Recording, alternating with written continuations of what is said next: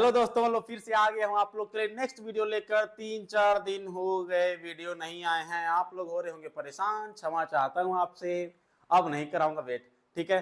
अब आएगा regular videos. थोड़ा सा बिजी था, थोड़ा बिजी शेड्यूल था, थोड़ा काम था, इसीलिए मैं वीडियो नहीं बना पा रहा था, लेकिन रेगुलर आएंगे।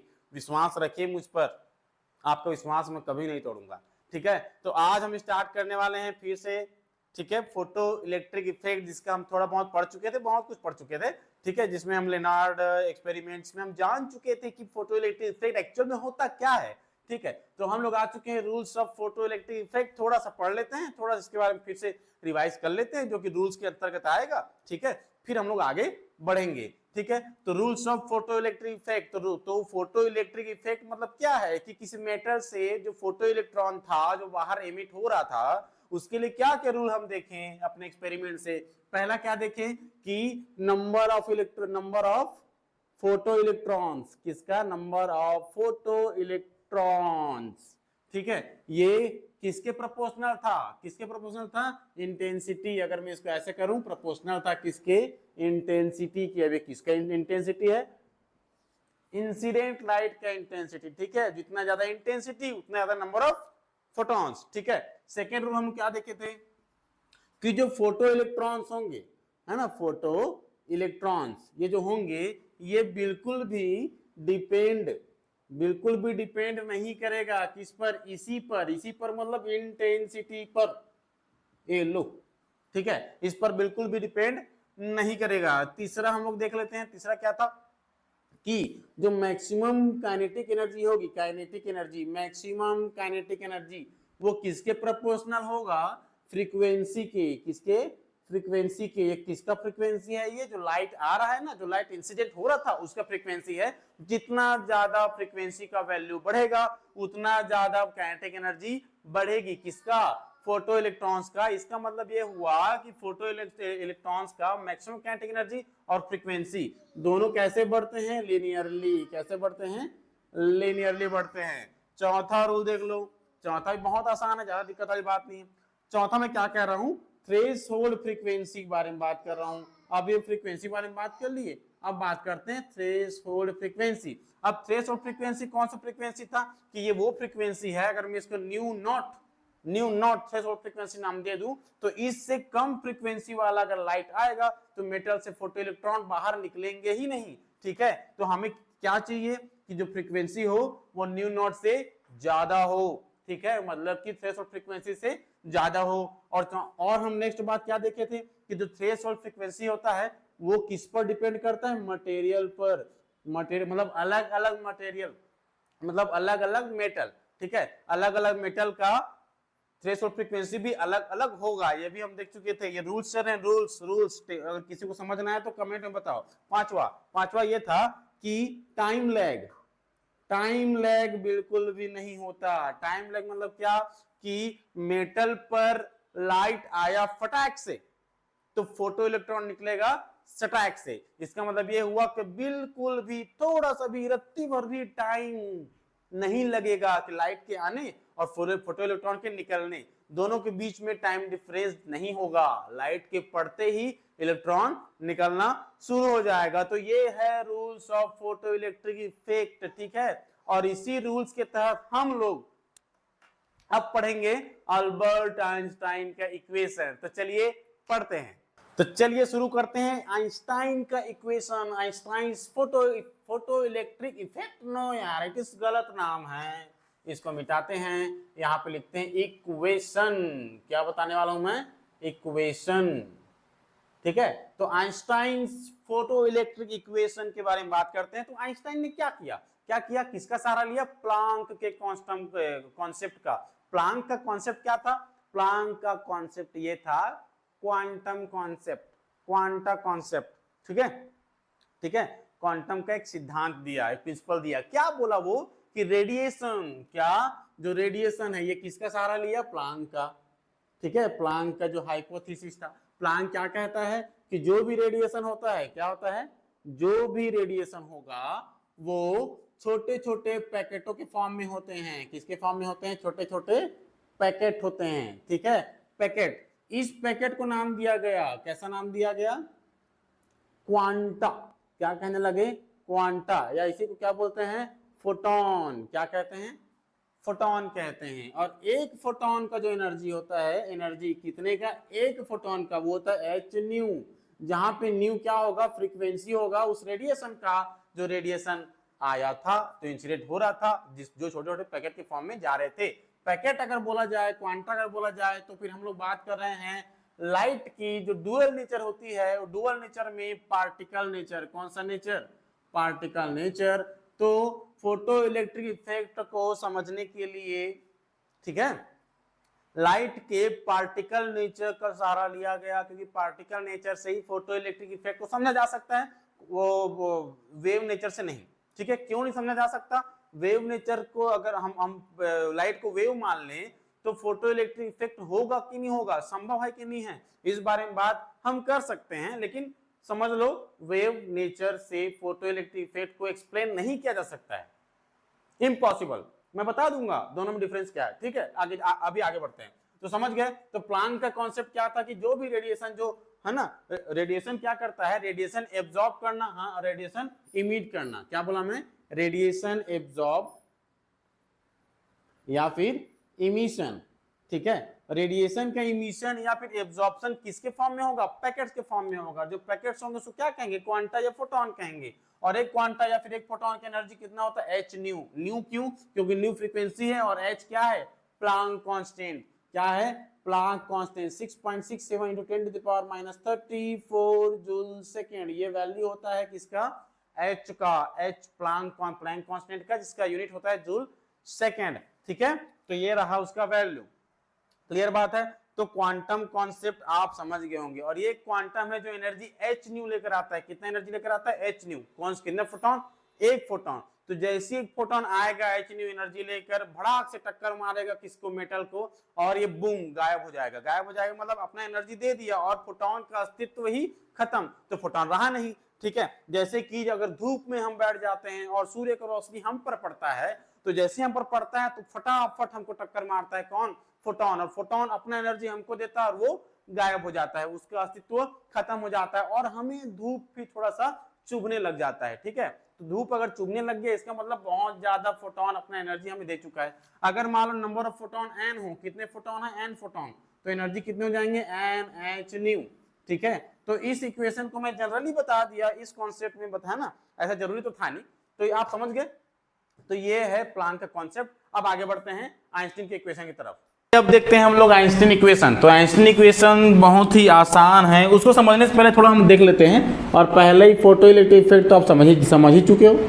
ठीक है, और फोटो इलेक्ट्रिक इफेक्ट जो नहीं समझे हैं वो मेरा पिछला वीडियो देखें। ठीक है, ये रहा मेटल, क्या है ये, मेटल। इसमें से क्या आया, एनर्जी। एनर्जी बोलने से रेडिएशन आया।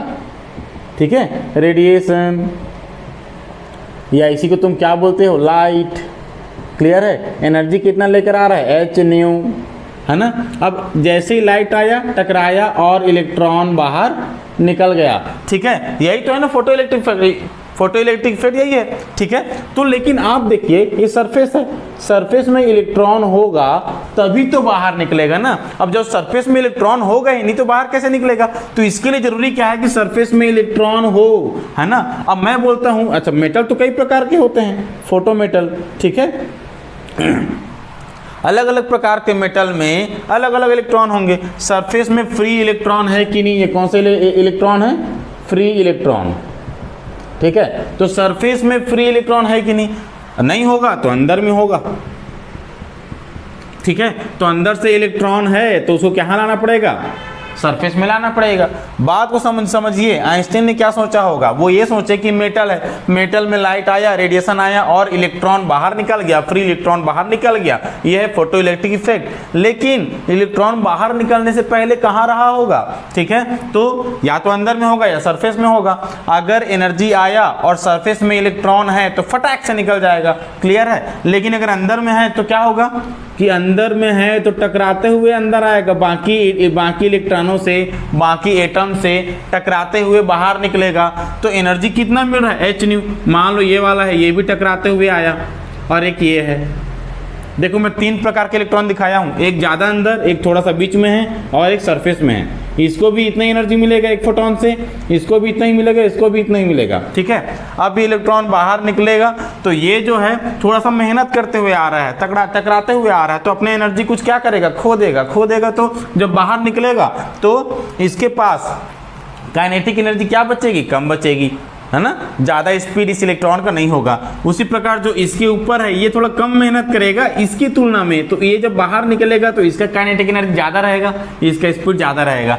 और जो सरफेस में है वो किसी से टक्कर नहीं मार रहा है, तो एच न्यू एनर्जी उसको डायरेक्ट किस में बदल जाएगा, काइनेटिक एनर्जी में बदल जाएगा, लेकिन पूरा का पूरा नहीं, थोड़ा सा वेस्ट होगा। अब थोड़ा सा क्या वेस्ट होगा बता रहा हूं मैं।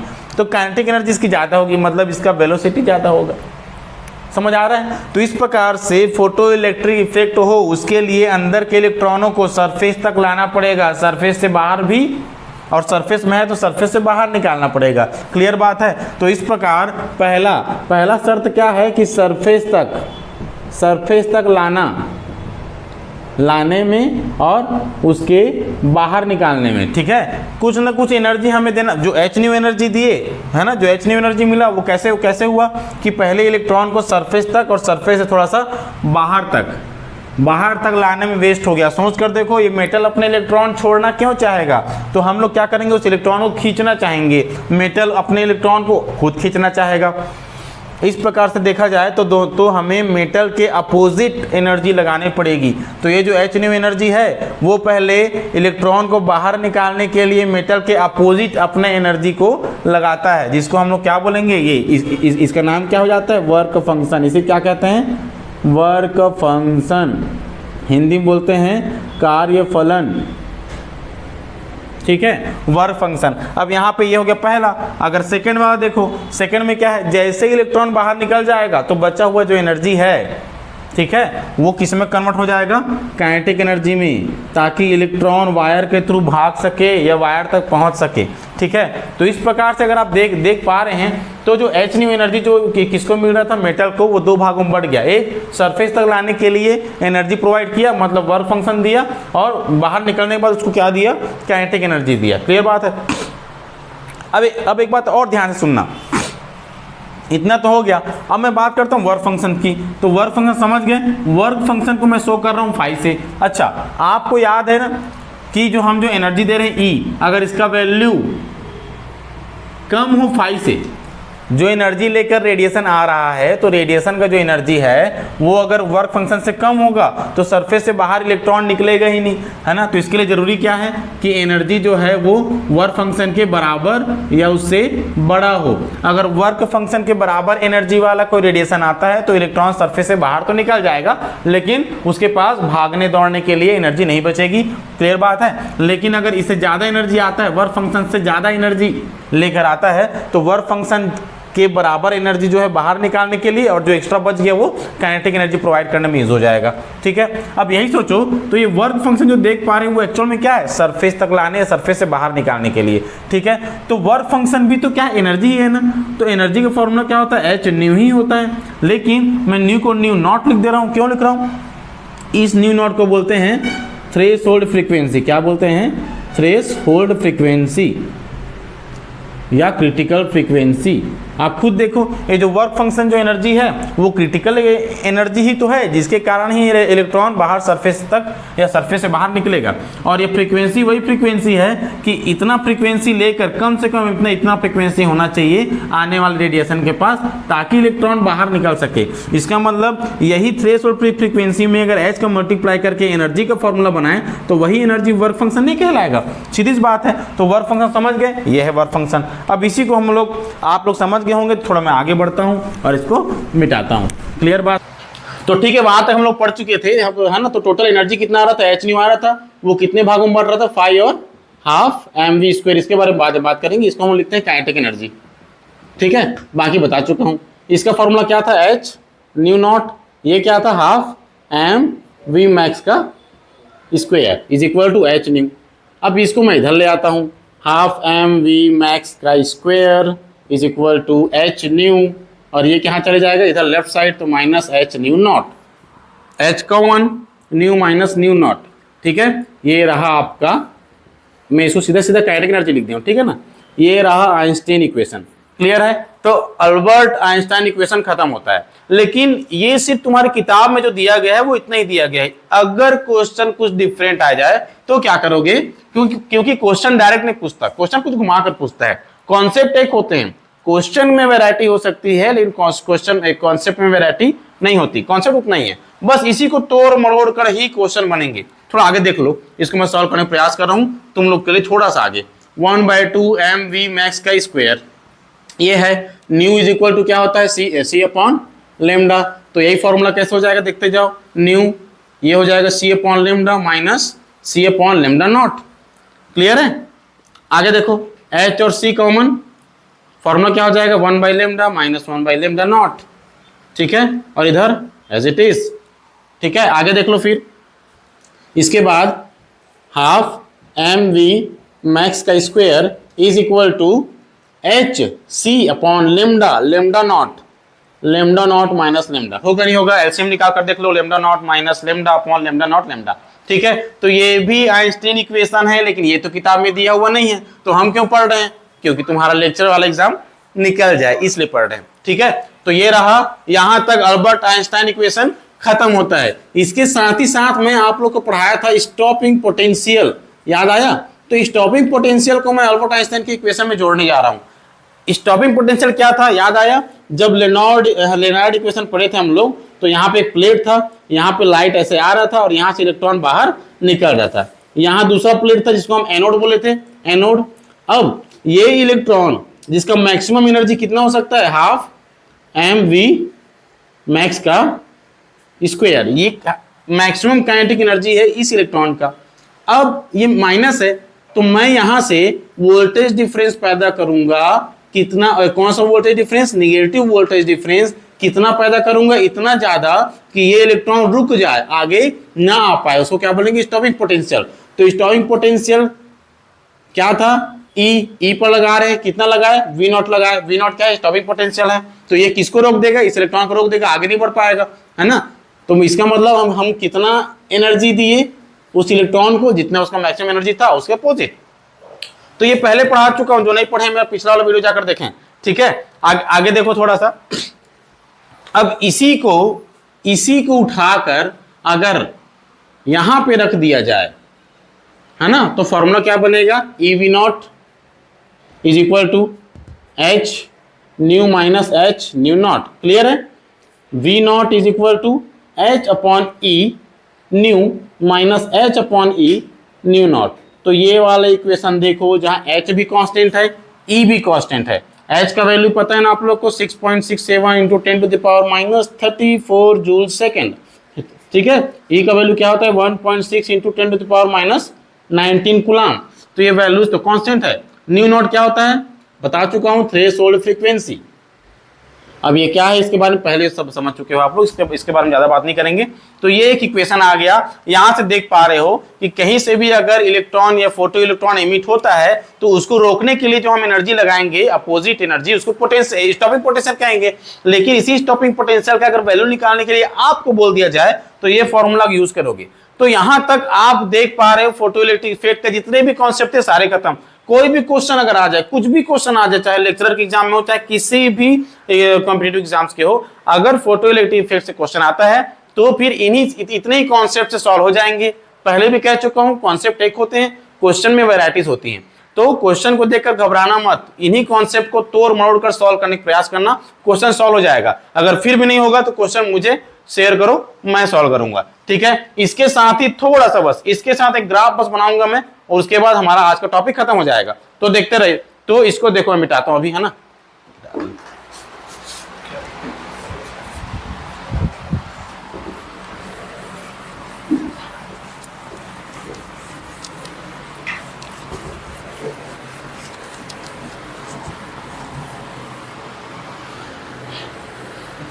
चलो, तो यहां तक आप लोग देख लिए। थोड़ा सा मार्कर में इंक कम है, थोड़ा इंक डाल लेता हूं, फिर आपको पढ़ाता हूं। ठीक है, एक सेकेंड कर दिए। तो अब मेरा बातों को ध्यान से समझना। मैं आपको चार चीजें बताने जा रहा हूं। एक, y equal to m x. खुद देखो, x के जगह 0 रख कर देखो, y का वैल्यू भी क्या आ जाएगा? 0। मतलब अगर मैं ग्राफ बनाऊं तो ऐसा बनेगा, 0 0 होकर जाएगा। ये एक्स एक्सिस, ये वाई एक्सिस, एक्स एक्सिस में y का वैल्यू 0, वाई एक्सिस में x का वैल्यू 0। इतना काफी है आपके जानने के लिए। अब देखना है आगे, ठीक है। m को बोलते हैं स्लोप। अगर ये पॉजिटिव है तो स्लोप ऊपर जाएगा, अगर ये स्लोप निगेटिव है तो नीचे जाएगा। क्लियर? अगर m पॉजिटिव है तो ग्राफ ऊपर, m निगेटिव है तो ग्राफ नीचे। क्लियर? अब सेकेंड वाला देखना, y equal to minus m x, तो यहां पर भी 0 0 से जाएगा, लेकिन ये ऐसा ना ऊपर ना जाकर ये नीचे चला जाएगा। क्लियर है ग्राफ? थर्ड देखना, y equal to m x plus c. अब यहाँ x की जगह 0 रखकर देखो तो y का वैल्यू क्या आएगा? c। इसका मतलब अगर मैं ग्राफ बनाऊं ये y और ये x, तो x का वैल्यू 0 मतलब y एक्सिस में y का वैल्यू कितने? प्लस सी, मतलब ऊपर। c यहाँ पे कहीं पे होगा तो ये ग्राफ, और देखो m पॉजिटिव है तो ये ग्राफ ऊपर जाएगा यहाँ से। क्लियर है? इसी प्रकार देखो चौथा, y equal to m x minus c. Clear बात है? तो ये ग्राफ बना लिया मैं, x की जगह 0 रखकर देखो, ठीक है। y का वैल्यू क्या आ जाएगा? माइनस सी, मतलब y में ये होगा माइनस सी।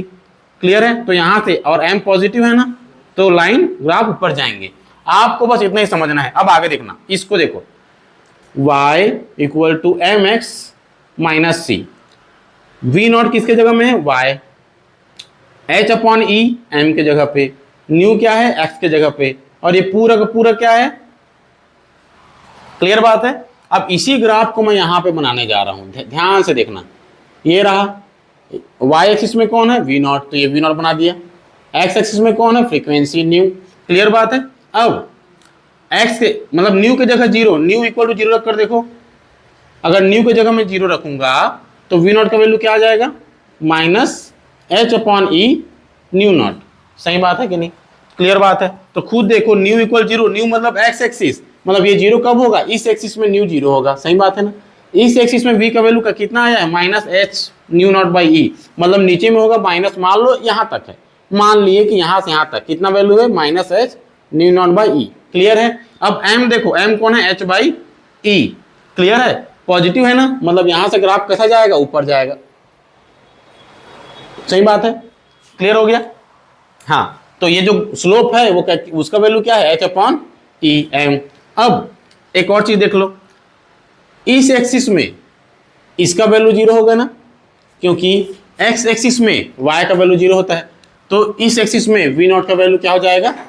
0। अब v का वैल्यू अगर यहाँ पे 0 रख दोगे यहाँ पे, तो क्या आएगा वैल्यू? देखो, 0 is equal to h nu by e minus h nu naught by E.